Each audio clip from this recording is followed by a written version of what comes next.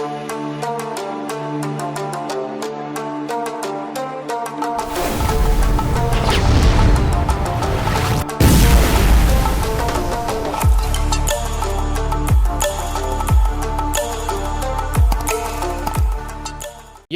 what is up, you guys? Hope y'all have been partying like every day's your birthday, because we got another one for y'all today. If y'all didn't go see the last one, it was a wild one. We did the Ghost Pepper Challenge. We still doing that every time we say bro until we break the habit.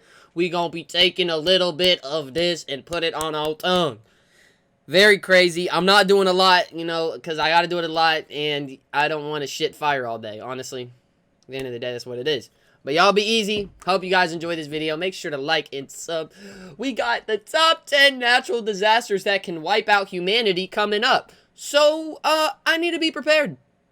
I need to know what's in the know, and I need to know what I gotta do to do. You know what I'm saying? So, I gotta know what's happening. I need to know how much of our grind we got left. So, without further ado, let's get right into this, man. And yeah. Large swarms of bugs, to the Earth magnetically flipping upside down, to a rogue planet flying through our solar system. All of this on today's most amazing top 10 list. Starting off this list in our number 10 spot, we have my personal least favorite one on this list, locusts. There are over 30 million known insect species that fall under two categories, either destructive or beneficial. Most insect species are very beneficial to our ecosystems, but there are about 600 species that are destructive. Oh yeah, we don't like them. And if these 600 are left unchecked, they have the potential to ruin life on Earth. I know locusts are crazy. One of the most destructive species are the gross and disgusting locusts. Locusts will go crazy. Locusts are insatiable and able to eat their own body weight in food every day, and they're also able to travel great distances and reproduce very quickly. Hell no, you imagine a swarm of that following you, no sir. Absolutely swarmed with locusts, like the swarm that hit northeast Kenya that was 3 times the size of New York City. Some of the other places that have been hit hard this year include regions in Ethiopia, Pakistan, India, Argentina, Paraguay, Uruguay, and Yemen. Scientists say that climate change is one of the biggest influences in these outbreaks because of extreme heat, strong cyclones, and unusually heavy rains in the Arabic Peninsula are the perfect populations to thrive and grow. If this crisis doesn't get under control and continues to grow, this could have an extreme impact on food productions, food security, and the livelihood of millions of people who depend on their crops for income, as well as the spread of diseases that the bugs bring. And honestly, it would be my absolute nightmare to have all of those gross things flying around everywhere. In our number 9 spot, we have a supernova. Before I dive into this one, don't forget to like this video. A supernova is what happens after a star has reached the end of its life, which usually happens once or twice a century in the Milky Way and tends to happen closer to the center of our galaxy. The star Betelgeuse, which is in the Orion constellation, is a super red giant and nearing the end of its life. It could become a supernova at any point from now to the next million years. If a supernova happened too close to Earth, its radiation could severely damage our ozone layer, which would leave us totally exposed to the ultraviolet rays from the sun. That's kind of cool though. If we go out, that's how I want to go out. And oxygen in our atmosphere, which would create this sort of smog made out of nitrous oxide in our atmosphere. Nitrous oxide is what laughing gas is, so I'm not exactly sure what that would mean for humans. Number 8. That'd be kind of funny, bro. We just be all busting up laughing on laughing gas all day, every day. That would be wild. Can you imagine? Just everybody laughing at everything? Ooh, be a good time. We have a rogue planet. There is a possibility that a rogue planet from another solar system could enter ours. A rogue planet is a planet that does not orbit a star. We gonna get another planet? The sun. If this were to happen, it would be catastrophic. It would potentially alter all of our planet's orbits, and the bigger planet, the more of an effect it would have. Altering the planet's orbits would inevitably alter Earth's orbit as well, which could take us too close to the sun that we fry, or too far from the sun sun that we freeze, or even kick us out of our own solar system. What the heck? They better not. That's ours. That's our solar system, man. I'll fight that planet. They want the smoke. If all of this wasn't scary enough, a rogue planet could also crash into Earth because it's probably we better send before. 1,200 missiles to them. 4.5 billion years ago. An object around the size of Mars, called Theia, crashed into Earth, and that's how the moon ended up being created. If all of these other things happened, it would definitely end human life. Also, the Earth could become a rogue planet. Space is very confusing. There's something that's hit the Earth before, and the moon planets for every star in the Milky Way galaxy, which would lead me to the question, how many stars are in the Milky Way galaxy? Well, the answer is a lot. According to NASA, made it at 100 billion on the low end and 400 billion on the high end. So at least double that for the amount of rogue planets, and you've got me feeling pretty stressed out. In our number 7 spot today, we have the potential cooling of the Earth's core. The Earth is surrounded by a magnetic shield called a magnetosphere, which is generated by the Earth's rotation. This shield is our protection from things like solar winds and high-energy particles, and some researchers believe that it also deflects ionizing particles that come from the sun. Without this deflection, it is believed that these particles would wear away the Earth's atmosphere, which would lead to the end of life on this planet. As the Earth rotates, a thick shell of liquid iron and nickel, which is the Earth's outer core, swirls around the Earth's inner core, which is just a big hot ball of metal. This is all great and we just have a ball of metal in our core? But what happens if the Earth's core cools down? Because it will happen. Hopefully not for billions of years, but scientists know it's going to happen sometime. What makes it hot? The outer core would become solid like the inner core, and that wonderful swirl we have will just stop, which will end the magnetosphere we have going on. With no magnetosphere, we have no protection from solar winds, and our atmosphere would be gone. This is what scientists believe happened on Mars around 3.7 billion years ago that caused its now very... Oh my gosh. This is a lot of information coming at us at once. So we're going to take a brain break right now. And you guys give yourself a few minutes to relax and, you know, get your mind right. You know, go on TikTok for a minute or two. But don't get stuck on TikTok. I know you guys sometimes just get stuck on there. Just go on there for a minute or two and just take a brain break. Alright, we're back from our brain break. I hope you're ready now. We're going to take all this information in. We learning. Thin atmosphere. But the good news is that scientists are trying to find a way to restore Mars's atmosphere, and if they were able to figure it out with Mars, hopefully we can also figure it out. They know how to wait a minute. We're figuring out how to restore an atmosphere? And there's some things that we can't do in the daily life, but we're restoring planets' atmospheres. Moving on to number 6, we have a wandering star. When I first heard of a wandering star, I thought that it sounded like the cutest thing ever. But as it turns out, a wandering star really could be a recipe for disaster. A star that is wandering throughout our galaxy has the possibility of ending up a little too close to our sun, and could potentially find itself in the middle of the Oort cloud at the edge of our solar system. The cloud is extremely rocky, so if this were to happen... What is that?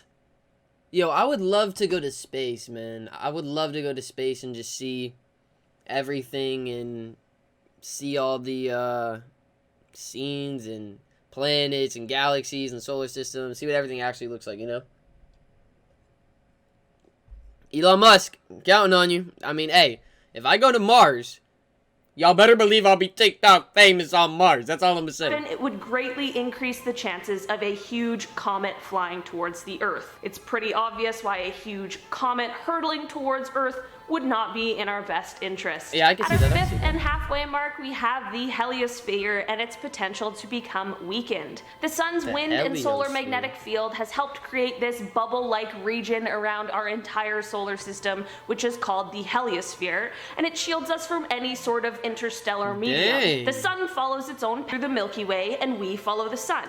The sun will lead us through different sorts of space climates, and sometimes we will enter parts with more or less interstellar gas. We are currently in a patch that is less dense, that was created by a supernova. When we leave the patch that we're in now, our heliosphere could end up being much less effective, which would leave Earth very exposed and vulnerable. It could potentially change our climate much more than what we're currently facing, which could make it impossible for any sort of life on Earth to continue. That would not be good. In our number 4 spot, we have a hypercane. So, say an asteroid hit Earth and it didn't kill us all. Theoretically, that would be good, but we would still potentially have to face a hypercane, which is literally just a mega hurricane that could wipe us all out. There isn't a ton known about hypercanes. If an asteroid hit us, it would cause a hypercane? Why would it cause a giant hurricane? What would make that happen? Can someone let me know in the comments? What would, why would the impact of that cause a hurricane? But apparently they form over superheated seas, which is exactly what the ocean would be like after an asteroid hit Earth, and they have crazy and terrifying winds. It is said that a hypercane could see the storm getting as high as 25 miles, and the winds could be as fast as the speed of sound. A hypercane would ruin the Earth's ozone layer, which would of course not be good for us. It is said that when the asteroid that wiped out the dinosaurs hit, there was a hypercane that really solidified their extinction. So between an asteroid hit, a hypercane, and a ruined ozone layer, this one really isn't looking good for us. Moving on to number 3, we have a year without I don't need summer. none of that. We have all heard of extreme volcanic eruptions and super volcanoes. I mean, I'd be okay with that. And if you a year without summer, let me go with the winter. Part 1 of this video. But what would happen if the initial eruption didn't end all living beings? That would not be good. It could potentially be similar to what happened in 1815 after Mount Tambora erupted. This volcanic eruption was one of the worst in our known history, and it hurled a ginormous cloud of ash into the stratosphere, which then blocked the sun's rays and caused a major temperature cool down and more weather distortions for the years to follow. This could happen to us again. If a major volcano erupts and the same thing happens, hopefully we could be facing much larger repercussions. Last time this happened, the world went a year without summer because of the change in climate. This would have unparalleled effects on our crops and agriculture, and with how large the world's population is and how difficult it is to feed everyone already, who knows what would happen? Not to mention how the lack of available food would lead to soaring prices that would be unsustainable for most to even be able to afford to eat. Also, after the 1815 eruption, there were droughts and floods in India that changed the ecology of the Bay of Bengal, which helped a new strain of cholera flourish that ended up killing millions. And in 2020, we know how quickly and devastating a new disease can be. In our number 2 spot, we have the reversal of Earth's magnetic shields. So we have the North Pole where Santa lives, and we have the South Pole where the penguins live.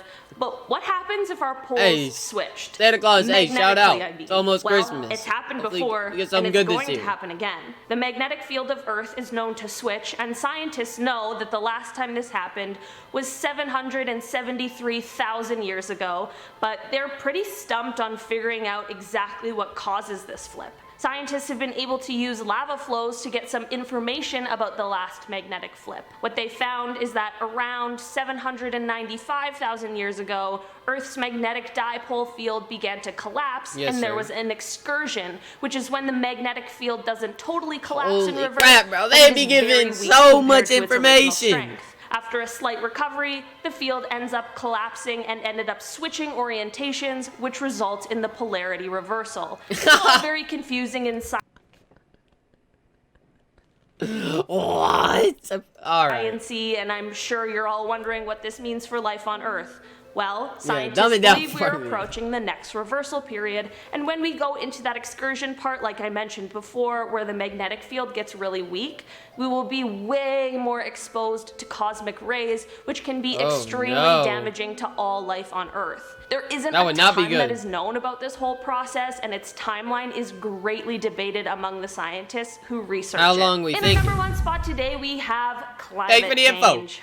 Okay, so this one is more man-made than natural, but it still definitely deserves a spot on this list. Climate change is a super complex thing, and like I've said many times, I am not a scientist, but I'll do my best to explain what this means for us. Basically, scientists are saying that if we don't find alternate, less wasteful ways of doing things, the temperature of the Earth will rise by 5.4 degrees shout out Fahrenheit Elon Musk, you know, all of his electric cars, man. Gotta get everybody in Teslas. But it will have a huge impact on our planet. To name a few, the world's ice sheet would be gone, droughts would kill most of what's left of our Amazon rainforest, which is one of our biggest carbon offsets. Wildfires would ravage our land. Amazon rainforest, shout out. They go crazy with that. Would turn into desert, which would collapse entire ecosystems, starting with our coral reefs. Bro, this isn't even everything that... We were so close! We were only 1 minute away. We were only 1 minute away. Yo, I can't believe it. I can't believe we did it, man. We were 1 minute away. Oh my gosh. Where's my spoon? We were so close, man. I really thought we were gonna get. I really thought we were gonna do it. I really thought we were gonna get through the whole video without saying bro. It just sneaks up on you sometimes, you know? I'm gonna take this one like a champ. I deserve this one. I deserve this one. I was so close. I almost got it, but I failed. Oh.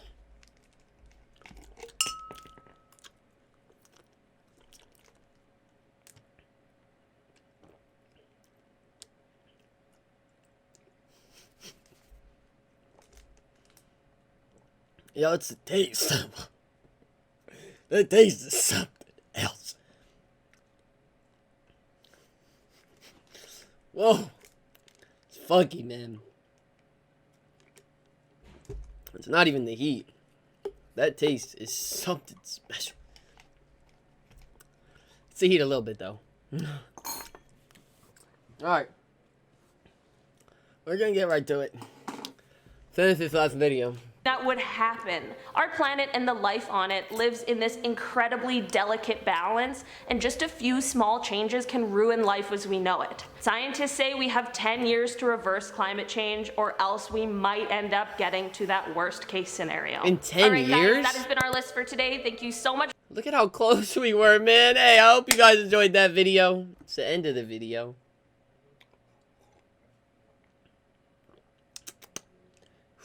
Yummy, yummy milk, man.